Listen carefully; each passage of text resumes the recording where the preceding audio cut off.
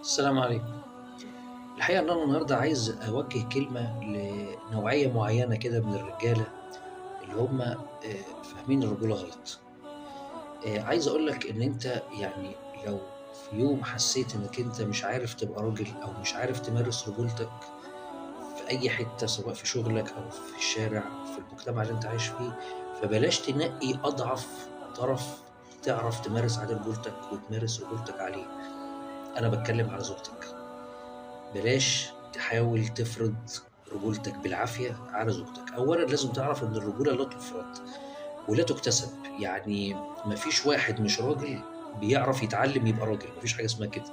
الراجل راجل من يومه، متربي في بيت رجالة، طالع وسط رجالة، إنما النوعية اللي أنا باتكلّم عنها النهارده اللي هو الراجل اللي بيبقى خارج بيته حاجة وييجي في بيته يفرض رجولته على مراته. الراجل ده بيبقى فاهم الرجولة غلط. تحكمك في مراتك وفي بيتك بشكل مبالغ فيه وفرط عصبيتك ونرفزتك وعلو صوتك دايما دي مش رجولة. وقدامك نماذج كتير قوي، يعني ممكن لو بصيت حواليك كده هتلاقي رجالة كتير قوي بيضربوا زوجاتهم، يعني بيستخدموا يعني طريقة الحيوانات في التعامل. ولو إن في بعض الحيوانات أو أغلب الحيوانات ما بيضربوش زوجاتهم يعني، إلا إن إحنا كبشر أحيانًا بنشعر بالفشل، ودي وجهة نظري الشخصية، ده رأيي الشخصي، إن الراجل اللي بيمد إيده على مراته ده يعني هو راجل فاشل وعاجز في المقام الأول، لإنّك أنت وصلت لدرجة من الدرجات إنّك مش عارف تجاريها، مش عارف يعني تكسب الموقف اللي بينك وبينها، فبتبدأ تحاربها بسلاح هي مش هتعرف تحاربك بيه، اللي هو فرض عضلاتك عليها، لإن أنت عارف إنّك أنت إيدك أقوى من إيدها، وعارف إن أنت لمّا تضربها هي مش هتعرف تضربك، فدي في حد ذاتها خلّي بالك دي مش رجولة، بالعكس اللي أنت بتعمله ده قمة الخِسّة والندالة، دي أنت ما عندكش نخوة، ما عندكش شهامة. لمّا باسمع إن في راجل مَد إيده على مراته دي باستغرب جدًا، يعني أنت إزاي عملت كده؟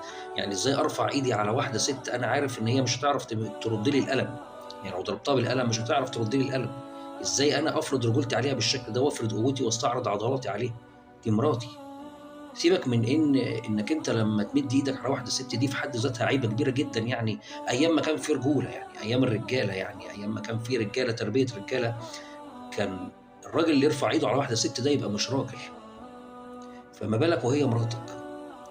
فأنا عايز أقول لك إن الرجولة لا تُكتسب، احفظ دي كويس أوي، الرجولة لا تُكتسب، الرجولة هيبة، ولو أنت فقدت هيبتك قدّام مراتك خلاص، الموضوع انتهى خلاص، هي مش هتحترمك بعد كده خلاص، وهتبدأ تتعامل معاك بشكل تاني ومنظور من حتّة تانية خالص، ومش هتعرف ترجع تاني أنت حتى لو حاولت إنّك أنت تستعيد رجولتك دي مش هترجع تاني، خلاص انتهى أمرها. فاللي أنا باقوله إن إحنا خلّينا نتعامل مع بعض بمساحة احترام، حاول تحترم زوجتك، حاول تقدّرها، حاول تحترم مشاعرها، حاول تحبّها، حبّها بكل حاجة، ما فيش أي مشكلة لمّا تخش تنشر الغسيل مكانها، على فكرة الرسول صلى الله عليه وسلم كان في مهنة أهل بيته، وكان بيخيّط ثوبه، وكان بيعمل كل حاجة في بيته عادي جدًا، أنت لمّا تطلع تنشر الغسيل مكان مراتك، اوعى تعمل حساب إن في حد واقف أو راجل هيشوفك فهيستعيبها، لأ بالعكس، فكّر فيها ولو ثواني، الراجل اللي بَص على بلكونتك وشافك وأنت بتنشر ده، يُستحسن لمّا يشوفك أنت وأنت بتنشر والّا لمّا يشوف مراتك؟ لمّا يتفرّج عليك أنت وأنت مادد دراعاتك وبتنشر والّا لمّا يشوف مراتك وهي عاملة كده؟